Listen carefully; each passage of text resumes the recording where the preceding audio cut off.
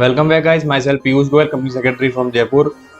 अगर गाइस आप भी एनबीएफसी ऑपरेट कर रहे हैं और आपकी एनबीएफसी क्या है, आपकी एनबीएफसी को आगे लोन देने के लिए फंड्स की नीड होती होगी, तो फंड्स को अरेंज करने के लिए आपके पास दो ऑप्शन है। फर्स्ट ऑप्शन क्या है, आप जो है बैंक से जो है लोन ले सकते हो, यानी डेप्ट रेस कर सकते हो, या फिर आप इक्विटी रेस करके क्या है फंडिंग रिक्वायरमेंट को मीट आउट कर सकते हो। तो आज हम बात करेंगे कि डेप्ट इंस्ट्रूमेंट, नॉन कन्वर्टेबल डिवेंचर जो होते हैं, आप उनको इशू करके किस तरीके से जो है एनबीएफसी फंड रेस कर सकती है। सबसे बड़ी चीज़ क्या रेगुलेटरी फ्रेमवर्क है, उसको हम यहाँ पे एक बार जो है लुकअप करेंगे, और जो इसकी डॉक्यूमेंटेशन रिक्वायर्ड है, प्रोसेस क्या है, how much time it will take to complete the process, तो पूरा हम इसमें जो है कवर करेंगे गाइस। चलिए चलते हैं आगे और देखते हैं क्या प्रोसेस रहने वाला है।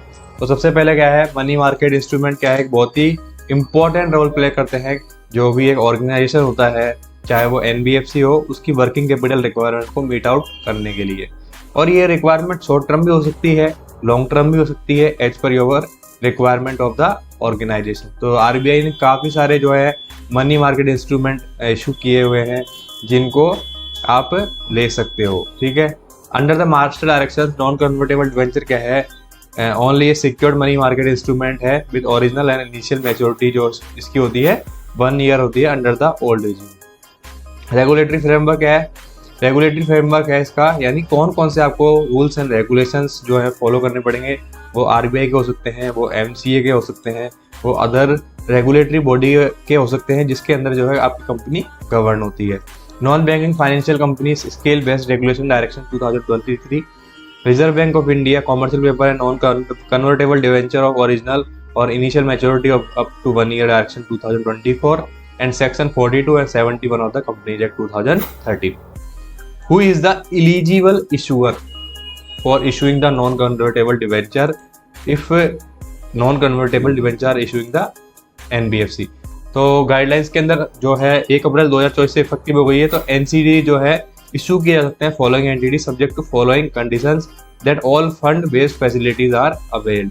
First is companies NBFC including housing finance companies, InvIT and REIT, All India Financial Institution, any other body corporate with a minimum net worth of 100 crore, provided that the body corporate is statutorily permitted to incur debt.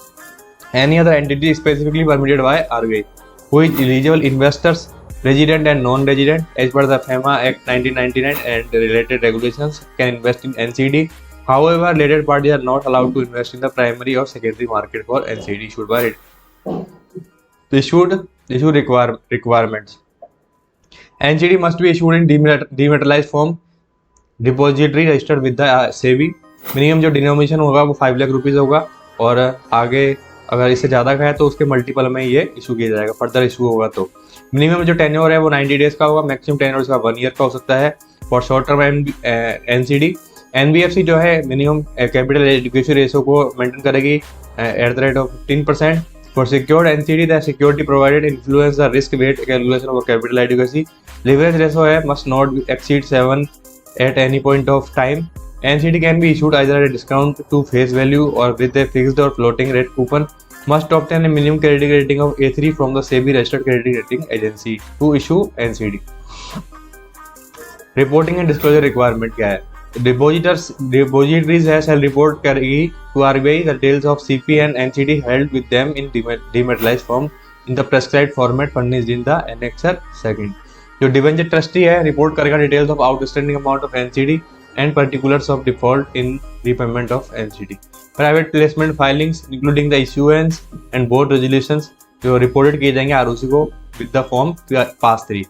Buyback of NCD, issuers are permitted to buy back, यानी issuers are permitted है to buy back the NCD before majority subject to the following condition. buy back जो है after 90 days होगा from the date of issuance, इससे पहले आप buy back नहीं कर सकते हो। तो buy back होगा वो all investors को ऑफर किया जाएगा on same terms and conditions conducted at prevailing rate of price, right? Violation होगा तो there are multiple penalties which are levied by the regulators on the company, so please we comply to avoid the penalties. So I hope this video is very helpful for understanding about the how to issue the NCD by the NBFC and This procedure will really help for understanding. If you really like this video, you can share the video with your friends. And if you have any query related to the income tax, GST, trademark, import, export, you can also contact on the number given on the screen. Guys, thank you guys for watching this video. And in this video, I have completed. I have briefed all the regulatory requirements regarding the issuance of NBFC. Thank you guys.